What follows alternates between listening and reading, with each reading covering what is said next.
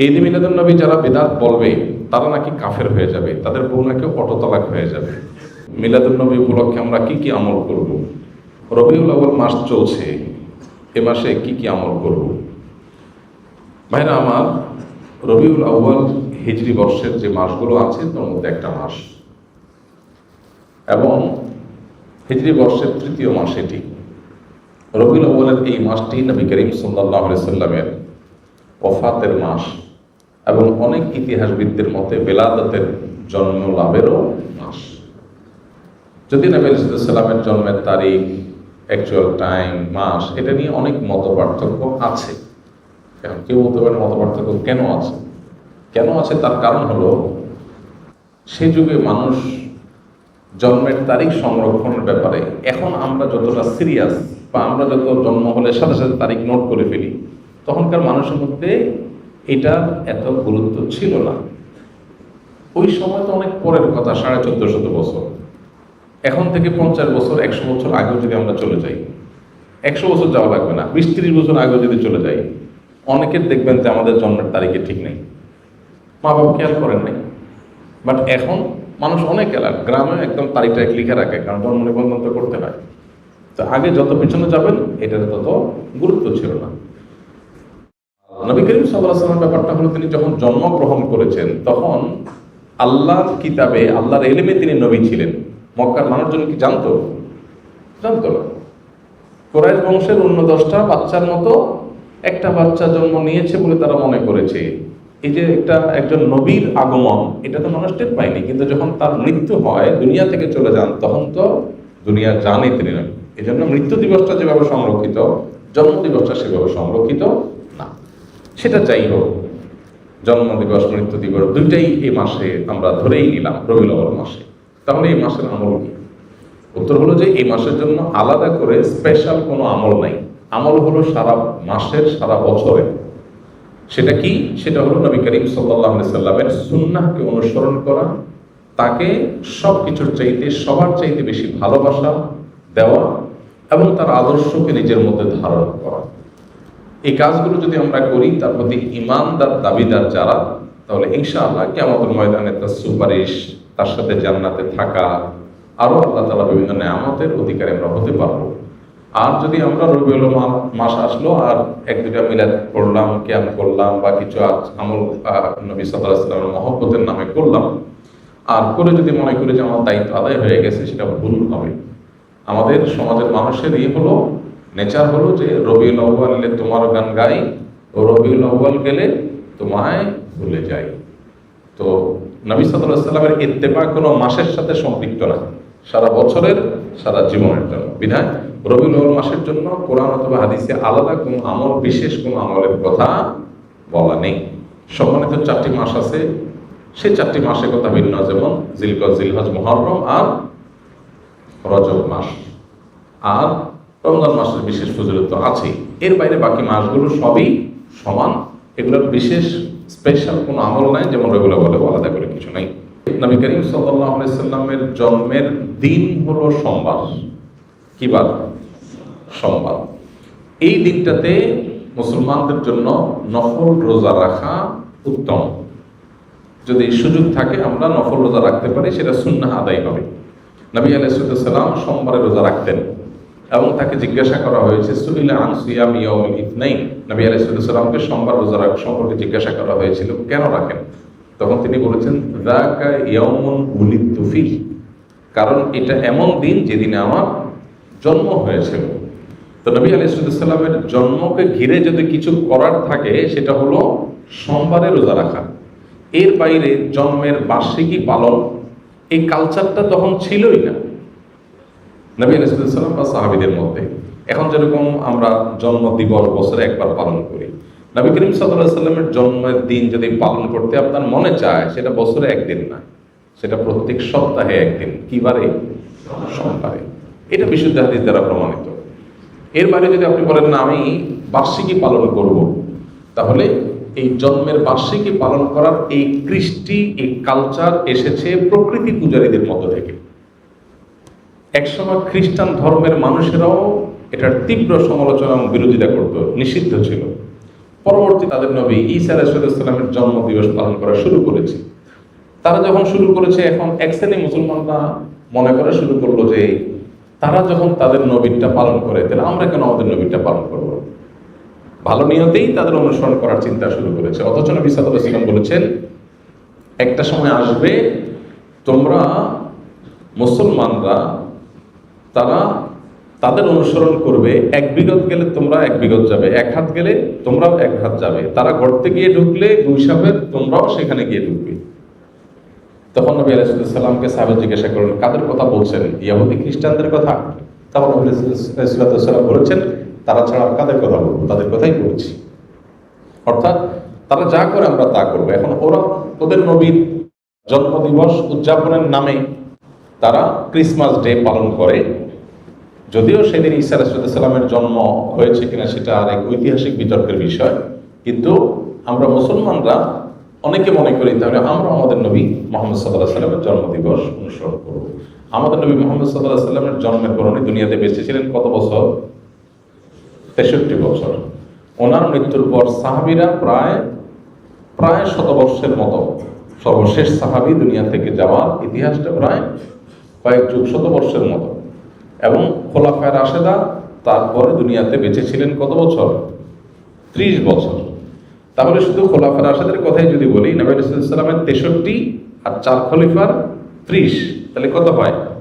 93 বছর। ইসলামের স্বর্ণযুগে খোদ নবী সাল্লাল্লাহু আলাইহি সাল্লাম এবং 4 খলিফার এই 93 বছরের একটা বছরও এমন পাওয়া যায় না যে বছরে একবার নবীজির জন্মদিবস তিনি নিজে অথবা তার কোনো খলিফা কোনো সাহাবী পালন করেছেন। তো তাদের চাইতে কি আমরা তাকে বেশি ভালোবাসি? আল্লাহ কোরআনে যাদের প্রশংসা করেছেন তার নবীর অনুসারী হিসাবে, তো তিনি নিজে যেটা করেন নাই, তার খলিফারা যেটা করেন নাই, তার সাহাবীরা যেটা করেন নাই, এখন খ্রিস্টানদেরটা দেখে দেখে আমরা করব, এটা ইসলাম না, এটা ইসলামের নামে বিভ্রান্তি। আল্লাহ আমাদেরকে বোঝার তৌফিক দান করুন। আমরা যদি নবী আলাইহিস সালামের প্রতি মহব্বত এর দাবিদার হই, তাহলে ইন্নাল মুহিব্বা লিমান ইউহিব্বু ইউতিউ, যে কাউকে ভালোবাসার দাবি করে সে তার কথা শুনে। তো নবী সাল্লাল্লাহু আলাইহি ওয়াসাল্লামের কথা যদি শুনি আমরা, তাহলে ইহুদি খ্রিস্টানদের সাথে মিল রাখতে হবে নাকি বেমিল? কারণ তিনি তো বলেছেন খালিফুল ইয়াহুদ, ওদের ব্যতিক্রম করবে। প্রতি রাকাত নামাজে আপনি বলতেছেন গায়রিল মাগদুবি আলাইহিম ওয়ালাদ-দাল্লিন, আল্লাহ ইহুদিদের মতো আপনার গজবপ্রাপ্ত আর খ্রিস্টানদের মতো গোমরাহ যেন আমি না হই, এই দুই পথে যেন আমি না চলি। আর আপনি এদিকে নবীর মহব্বতের নামে সেই পথে যদি চলেন, তাহলে সেটা কি হলো? আমাদের যে সমস্ত ভাইরা মিলাদুন নবী উপলক্ষে বিভিন্ন উদযাপন করেন, ওনার নবী সাল্লাল্লাহু আলাইহি ওয়াসাল্লামের মহব্বতেই করেন, এতে কোনো সন্দেহ নেই। নবী করিম সাল্লাল্লাহু আলাইহি ওয়াসাল্লামের ভালোবাসাতেই করেন। ভালোবাসাটা নবী আলাইহিস সালামের প্রতি ভালোবাসাটা, আবেগ থাকাটা প্রশংসনীয়, কিন্তু আমাদের ভালোবাসার প্রকাশ হতে হবে সুন্নাহসম্মতভাবে। কিভাবে? সুন্নাহসম্মতভাবে। এখন অনেকে বলে যে ভাই ভালোবাসার কোনো প্রমাণ লাগে না, ভালোবাসার কোনো প্রমাণ লাগে না। তো ভালোবাসার কোনো প্রমাণ লাগে না, যা খুশি করা যাবে ভালোবেসে, এটা কথা হলো? তো কোরআনে আল্লাহ তাআলা বলেছেন, কুল ইন কুনতুম তুহিব্বুনাল্লাহ ফাত্তাবিউনি, হে রাসূল বলে দেন তোমরা যদি আল্লাহকে ভালোবাসো এটা দাবি করো, তাহলে আমার অনুসরণ করো, প্রমাণ করো। নবীর অনুসরণ করলে প্রমাণ হবে তুমি কাকে ভালোবাসছো? আল্লাহকে ভালোবাসছো। তাহলে ভালোবাসার প্রমাণ লাগে কি লাগে না? মুখে ভালোবাসার কথা বলে আপনাকে ভালোবাসি আমি, এর প্রমাণ কি? আমি আপনার সাথে 6 মাস কথা বলতেছি, হইল? ভালোবাসলে তো আমি আপনার সাথে কথা বলবো, আপনার কথা শুনবো, তাই না? তো নবী করিম সাল্লাল্লাহু আলাইহি ওয়াসাল্লাম আমাদেরকে কি বলেছেন, কি দিয়ে গেছেন? তিনি বলেছেন তারাকতু ফিকুম আমরাইন, তোমাদের মধ্যে দুইটা জিনিস রেখে গেলাম, কিতাবুল্লাহ ওয়া সুন্নাত রাসূলি, আল্লাহর কিতাব আর তার রাসূলের সুন্নাহ। এখন যদি আপনার এই কাজ যেটা নবী সাল্লাল্লাহু আলাইহি ওয়াসাল্লামের মহব্বতে করতেছেন, এটা যদি কিতাবুল্লাহ থাকে করেন, অথবা রাসূলের জীবনে থাকে তাও করেন, এই দুইটার কোনোটা নাই করবেন না। এটি হলো দ্বীন, এটা হলো ইসলাম। ইসলামের মধ্যে মন গড়া কিছু মধ্যখান থেকে প্রবেশ করলে তার নাম কি? বিদআত। আর সমস্ত বিদআতের ঠিকানা কোথায়? জাহান্নাম। নবী করিম সাল্লাল্লাহু আলাইহি ওয়াসাল্লাম পরিষ্কারভাবে বলেছেন, ইয়াকুম ওয়া মুহদাসাতিল উমুর ফা ইন্না কুল্লা মুহদাসাতিন বিদআহ ওয়া কুল্লু বিদআতিন দালালাহ ওয়া কুল্লু দালালাতিন ফিন্নার। সমস্ত বিদআতি গোমরাহি আর সমস্ত গোমরাহি ঠিকানা জাহান্নাম। অনেকগুলো হাদিসে নবী সাল্লাল্লাহু আলাইহি ওয়াসাল্লাম আমাদেরকে সতর্ক করেছেন। এজন্য আমাদের যে ভাইরা এই বিষয়গুলো উদযাপন করেন, ওনারা নবী সাল্লাল্লাহু আলাইহি ওয়াসাল্লামের মহব্বতই করেন এবং সন্দেহাতীতভাবে এটা প্রশংসার বিষয় যে নবী সাল্লাল্লাহু আলাইহি ওয়াসাল্লামের মহব্বত আছে, কিন্তু মহব্বত অনুযায়ী কাজ করতে হবে সুন্নাহর উপর আমল করার মধ্য দিয়ে। আল্লাহ আমাকে আমাদের সব ভাই বোনদেরকে বোঝার তৌফিক দান করুন। এই বিষয়গুলো নিয়ে আমাদের মধ্যে যেন ইগোর কোনো বিষয় না হয়, যে এটা আমি একটা পক্ষ সে একটা পক্ষ, পাল্টাপাল্টি, এটা যেন না হয়। আমি যেটাকে সুন্দর সঠিক মনে করি সেটা আমি বলবো বিনয়ের সাথে। আর অন্য কোনো ভাই যদি ভিন্ন কিছু করেন তো তার প্রতি আমার মুসলিম ভাই হিসাবে আমার ভালোবাসা ঠিকই থাকবে, সিম্পাথি থাকবে যে আমার ভাই ভুল বুঝছেন। ডক্টর খন্দকার আব্দুল্লাহ জাকির রহমতুল্লাহ আলাইহি বলতেন, কোনো মানুষ যদি বেদাতে লিপ্ত হয় তো আমি তার উপরে জেদ করবো না, খুব ক্ষুব্ধ হব না, বরং আমার ভিতরে মায়া থাকবে যে আমার ভাই ভুল করছে। কিছুটা ক্ষুব্ধ, কিছুটা মনে কষ্ট হওয়া তো স্বাভাবিক, কিন্তু তাকে শত্রু বানাবো না। আমি মনে করবো আমার ভাই ভুল করছে, আমার কষ্ট লাগবে। সো এই মানসিকতা যদি থাকে তাহলে সমাজে ইনশাআল্লাহ আমরা সুন্দর থেকে সুন্দরতর সমাজ গড়ে তুলতে পারবো এবং পারস্পরিক সৌহার্দ্য তৈরি হবে। ইসলামের নামে কাদা ছড়াছড়ি অনলাইনে অফলাইনে খুবই দুর্ভাগ্যজনক বাস্তবতা। সবাই যার যার মতের সপক্ষে যুক্তি আলোচনা করতেই পারেন, কিন্তু অন্যের প্রতি শ্রদ্ধা থাকা দরকার একজন মুসলমান হিসাবে। অন্তত এই ঈদ মিলাদুন নবী যারা বিদআত বলবে তারা নাকি কাফের হয়ে যাবে, তাদের বউ নাকি অটোতালাক হয়ে যাবে। মূলত যারা এই টাইপের কথা বলেন ওনাদের মূল দাবিটা থাকে এরকম যে নবীর যদি কেউ দুশ্মন হয়, নবীর দুশ্মনী করে, নবী সাল্লাল্লাহু আলাইহি সাল্লামের প্রতি যদি কেউ গোস্তাখি করে, বেয়াদবি করে, অমর্যাদার কিছু করে, তাহলে তো ঈমান চলে যাবে, ঈমান গেলে তো বউ তালাক হয়ে যাবে। এখন কথা হলো যে মিলাদুন নবী না করলে কি নবীর অবমাননা করা হয় বা নবীকে অসম্মান করা হয়, নবীর সাথে বেয়াদবি করা হয়, নাকি নবী আলাইহিস সালামের আনুগত্যকে অক্ষরে অক্ষরে মানতে গিয়ে করা হয় না? তো নবী করিম সাল্লাল্লাহু আলাইহি সাল্লামকে আনুগত্য করতে গিয়ে যদি সে এটা থেকে বেঁচে থাকে, কারণ আয়েশা রাদিয়াল্লাহু আনহা বলেছেন, মান আহাদাসা ফি আমরিনা মা লাইসা মিনহু ফাহুয়া রাদ, যে ব্যক্তি আমাদের দ্বীনের বিষয়ে কোনো কিছু নতুন সৃষ্টি করলো যেটা দ্বীনের অংশ না, সেটা বাতিল, সেটা বাদ দিয়ে রাখতে হবে। তো সেজন্য যদি কেউ জন্মদিবস পালনের কালচারকে যদি কেউ অ্যাভয়েড করে, যে নবীজি নিজেও করেন নাই, সাহাবীরাও করেন নাই, খোলাফায়ে রাশিদুনও করেন নাই, সেটা আমি কেন করতে যাব, এই জায়গা থেকে কেউ যদি বিরত থাকে সে বরং সাচ্চা মুসলমান হওয়ার দলিল হবে। বাকি নবীর দুশ্মনী করলে তার জন্য এই কথা ঠিকই আছে, কিন্তু কেউ মিলাদ না পড়া মানে সে নবীর দুশ্মন, এটা তো বড় মুশকিল কথা। এখন ব্যাপারটা কেমন হয়ে গেল একটা উদাহরণ দিয়ে ছোট করি। ধরেন আমি আপনাকে বললাম যে আপনি যদি ভালো মানুষ হয়ে থাকেন তাহলে আমাকে একটা চা খাওয়ান। একটা উদাহরণ জাস্ট বোঝার জন্য। আপনি চাটা খাওয়ালেন না, না ভাই আপনার চা খান, তাহলে আপনি তো খারাপ মানুষ। আমি একটা ক্রাইটেরিয়া সেট করলাম ভালো মন্দের করে, ওইটা দিয়ে আমি ভালো খারাপ সার্টিফিকেট দেওয়া শুরু করে দিলাম। কেমন হলো বিষয়টা? এখন আমি মিলাদুন নবী উদযাপন করি, বলি, করি, এটাকে ভালো মনে করি। এখন এইটা একটা আমার কাছে ক্রাইটেরিয়া, আমি এটা দিয়ে বললাম মিলাদুন নবী করেন, আপনি করেন না, নবীর দুশমন। ব্যাপারটা এরকম হয়ে গেল না? যেমন এই যে আপনার আমাদের দেশের স্বাধীনতার জন্য, আমাদের মাতৃভাষায় কথা বলার অধিকার এনে দেওয়ার জন্য যে মানুষগুলোর জীবন দিতে হয়েছে, আমরা তাদের প্রতি কৃতজ্ঞ না অকৃতজ্ঞ? কৃতজ্ঞ। মাল্লাম ইয়াশকুরিন নাস লাম ইয়াশকুরিল্লাহ। বান্দা শুকর আদায় না করলে আল্লাহ শুকরও আদায় হয় না। তো যাদের মাধ্যমে আমরা দেশ পেয়েছি, মায়ের ভাষায় কথা বলার অধিকার পেয়েছি, তাদের প্রতি জুলুম হয়েছে, আমরা অবশ্যই তাদের প্রতি কৃতজ্ঞ।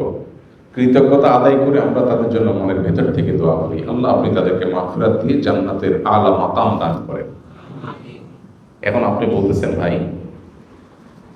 আমি আমাদের স্বাধীনতা যুদ্ধে শাহাদাত বরণকারী মানুষদের জন্য, ভাষা আন্দোলনের শাহাদাত বরণকারী মানুষদের জন্য একটা আলোচনা অনুষ্ঠান করব। এখানে 5 লাখ টাকা খরচ হবে, আপনি 10,000 টাকা দিবেন চাঁদা, খরচ থেকে আসবে, খরচের জন্য দিবেন। আপনি দিলেন না, আমি বললাম